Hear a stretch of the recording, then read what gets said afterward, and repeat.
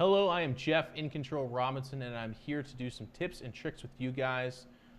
These videos are on behalf of Beyond Gaming, so again, send them some love. We wouldn't be able to get this information out there without them. But I want to discuss some PvP with you guys on Tal'Darim Altar. I know, a lot of you are gasping and choking right now.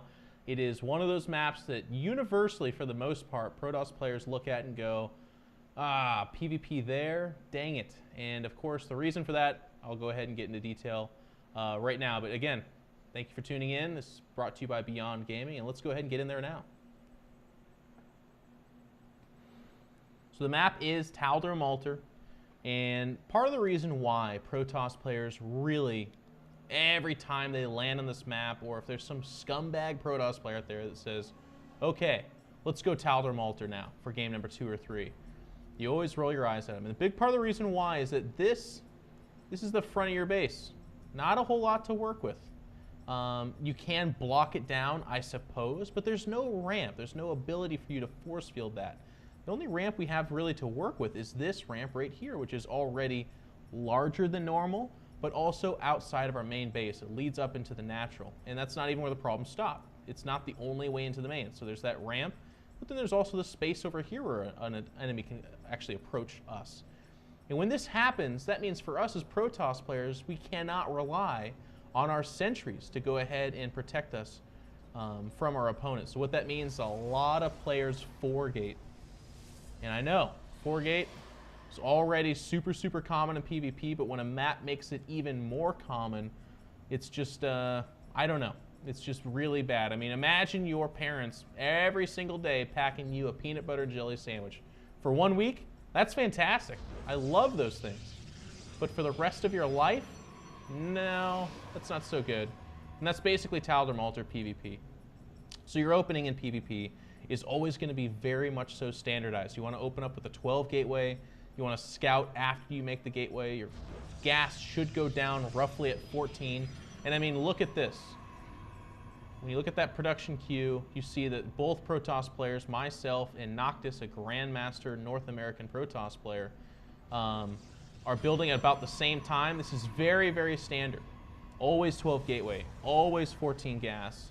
And then your second pylon, some players differ on this, but usually it's around 15, 16, or sometimes as late as 17 supply.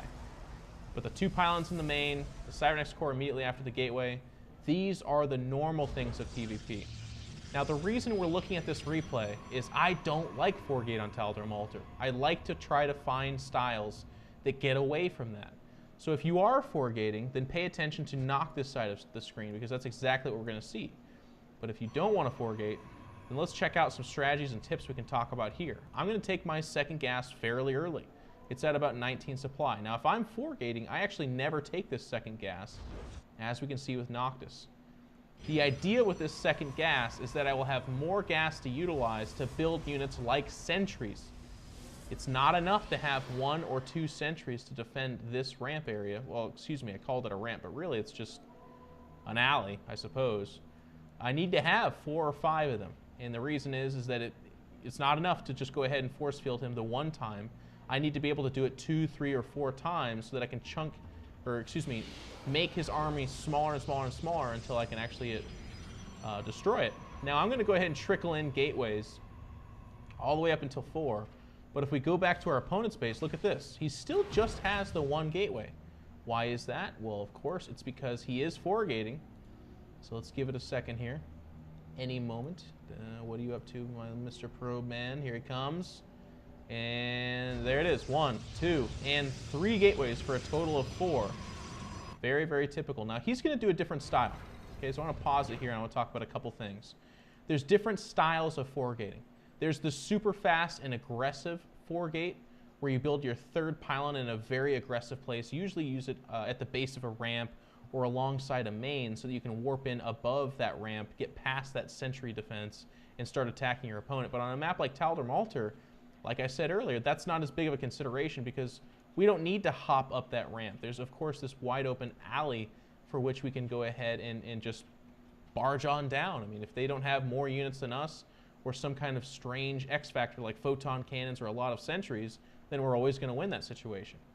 And that's basically what Noctis is counting on. If you look around the map, he doesn't actually have a probe out here. So he's not worried about throwing down a super fast third pylon in a location like this to get right up in my base with the first warp in.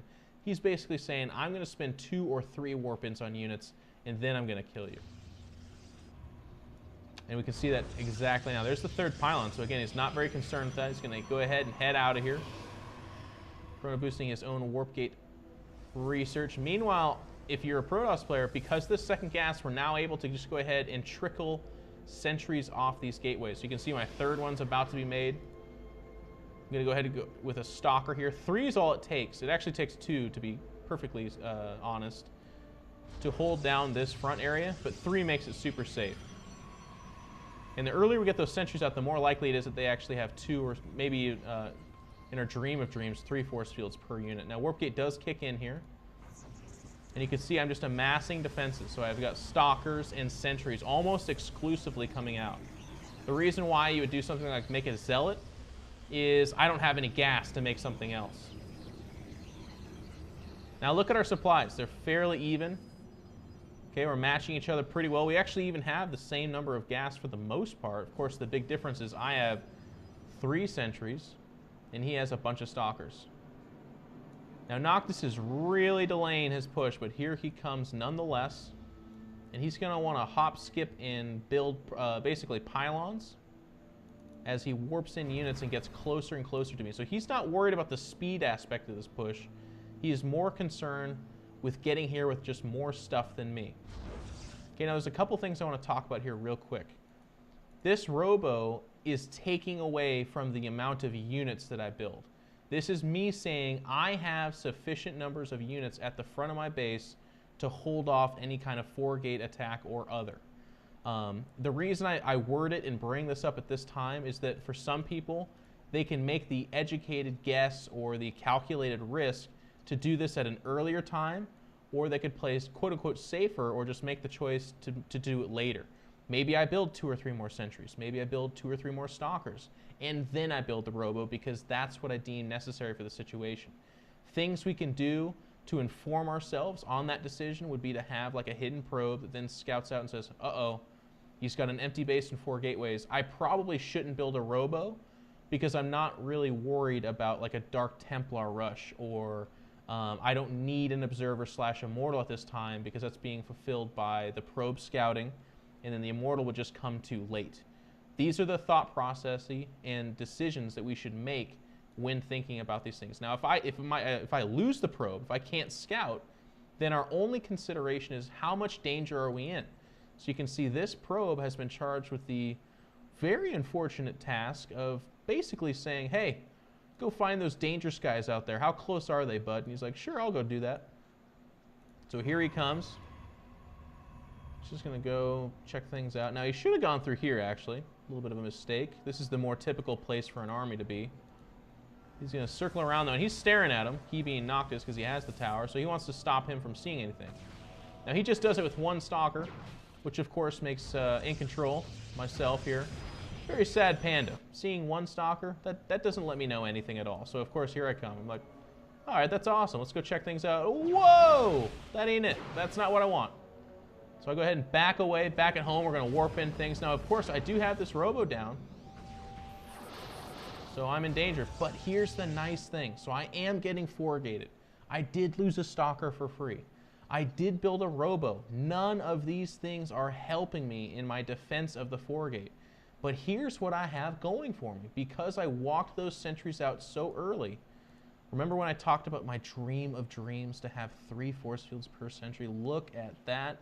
He's right on the cusp of being able to do that. So with just 3 sentries, I am guaranteeing myself 2 or 3 attempts at minimizing this army. And when I say minimizing, what I mean is if like 3 stalkers or 2 wants to get past this area and then I throw force fields up in a line, they are trapped. There's no escape unless he has the blink upgrade or something that allows him to get around that. But in this case, that's not here.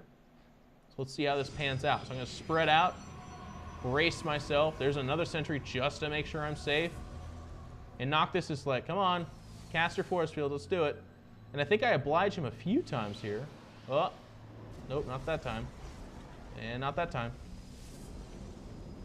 But he's on the line, okay? If we go back to Noctis base, 1 gas, no probes, this is it. That's what he's got. And there's the force fields. Now that's a lot of stuff that got in. You might want to prefer not to allow that much stuff to get in. But nonetheless, I am advantaged here, and he is losing precious, precious units. When you 4-gate, if you lose your army, I mean, that's pretty much it, buddy. You're toast. So here he comes. I don't actually have that many more force fields. I actually don't think I have any at all. But I am ahead in supply. I've got the bigger army.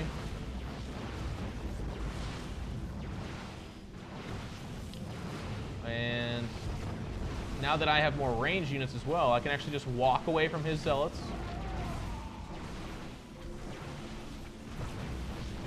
And do what's called kiting. So there goes his final stalker. Now again, let's look at this situation. 1 gas. He actually only has 1 fewer probe, so I guess I cut probes to kind of stay up with him. And that's actually an important point. If I had like 30, 35 probes at that time, there's not as much of a chance that I'll hold it off. But at this point in time, I know I am miles and miles and miles ahead. So what do? I'm gonna make sure that I don't die to some kind of weird spurt of units from him. And I'm gonna get my Immortal out first, but then there's gonna be an Observer for sure. He, on the other hand, is, well, he's taking a little bit of a break, and that's not a good place to take a break. He's in some trouble. And where does he go from here? I mean, he's gonna go with the Twilight Council. He's already got a lot of Stalkers, or at least that's what he wants to build. He's gonna take his 2nd gas. And I'm going to push the issue just a little bit. Now, this is pretty dangerous because I don't have a pylon in this half of the map. But I saw a lot of zealots, and I determined that I would be able to outrun his army for the most part. So if I can do a little bit of extra damage, then that's great. If he had equal number of Stalkers, this would be a really bad idea because I could just end up losing a few Stalkers. So now I'm starting to see, oh, he's got a lot of Stalkers. And so I back away, and I do lose that sentry. I'll tell you what, if I could go back in time, I would save that sentry's life. Now I've got an Observer here. I really think it's Dark Templar. I see that many Zealots, I'm like, what is he doing with all that gas? And as it is, he's actually just trying to stay alive. Because I did that pressure, he had to warp in all these units, which delays the tech that he wants to have. He wants to have Blink being upgraded right now, but he can't afford it. So you can see his gas is getting closer and closer. Even Chronoboost, he's so excited about it. And there it is, boom. Now with the rest of his money, he's gonna do things like warp in Zealots. I mean, he has to figure he only has 1 or 2 attacks left. Now, on the other end here, the follow-up, I know that he's behind. The 4-gate failed for all intents and purposes. It did not do what it was supposed to do. I was able to harass him, force a lot of units out of him, and really give me information on what kind of tech he's doing. So I know I'm way ahead. To put the nail in the coffin, I want to actually go ahead and expand. But in order to do so justifiably, I need to cover all my bases. So what I'm going to do is I'm going to create like a little mini wall here in case a lot of Zealots want to try to come up here. I can funnel it or even block it with just a couple force fields. And then I even want to build photon cannons, at least at this mineral line, in case I somehow lose this Observer and he has Dark Templar. Nobody is sadder than the Protoss player that dies to Dark Templar. That is a terrible, terrible feeling. Now, meanwhile, we're just going to go ahead and start teching towards Colossus. Blink on this map, not as big of a deal. It's very hard to blink across here. You can't with a large army, that's for sure. But our Observer's informing us. Now, this is really key. When I scout no expansion here, I do a lot of things back at home. Look at this. A couple of photon cannons go down. I'm not going to build more probes. All my money, every dime that I've got to my name is going to be squeezed out in the name of defending an attack. If you're up an expansion against a Protoss player, why the heck would you spend money on more probes when you know an attack is incoming? All I have to do is hold off this attack, and if I hold it off, I win. If I don't hold it off, I'm dead. Now, he doesn't like this wall in, so he's going to do the best he can to try to broaden the area for which his army can enter, because look at all these Zealots. He does have 5 Zealots. 6-7 now. Doesn't want to take them out of the battle entirely. And Noctis is trying. He doesn't like the cannons, but now with the Colossus out, and we can see it in the supply. 91 versus 80-ish. I am ahead. Mortal really good against armored units. Photon cannons going down just to be safe.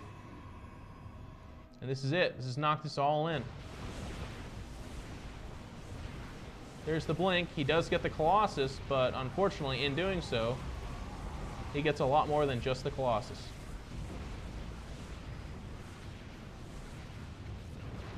And what do when we lose our whole army? We get the heck out of that game. So that is it for Noctis. Now, some really important considerations to be had for that map, just to wrap things up here, is it is Tal'Darim Altar. It's very different from those other maps. If we're playing a map like Metalopolis, Shattered Temple, even Shakir's Plateau, we have that ramp, and that ramp allows us to only have 1 or 2 sentries and consider ourselves safe. If we don't have that ramp, however, like on Tal'Darim Altar, there's a whole lot of considerations we have to have, like, how do I want to die to a 4-gate? Or how do I not want to die to a 4-gate? And in this case, we decided not to die to a 4-gate. And I do recommend that option. Now, a lot of players would say to themselves, well, if this is such a 4-gate map, why don't I just 4-gate? And that certainly is a way to play. But in my opinion, if I know what my opponent's doing, and I do something that he does not know that I'm going to do, that advantages me. And I really like playing in that way. So if you can do that on Tal'Darim Altar based on the tips and tricks we've just discussed, I think you'll be a better Protoss player. So thank you everybody for tuning in. It's brought to you again by Beyond Gaming. You can head over to www.beyondgaming.com and check out a lot of the cool stuff that's going to be coming our way from them. Also, you can go to myeg.net and check out my wonderful team, Evil Geniuses, and see some of the stuff we're producing. So again, thank you very much, and I'll talk to you guys soon.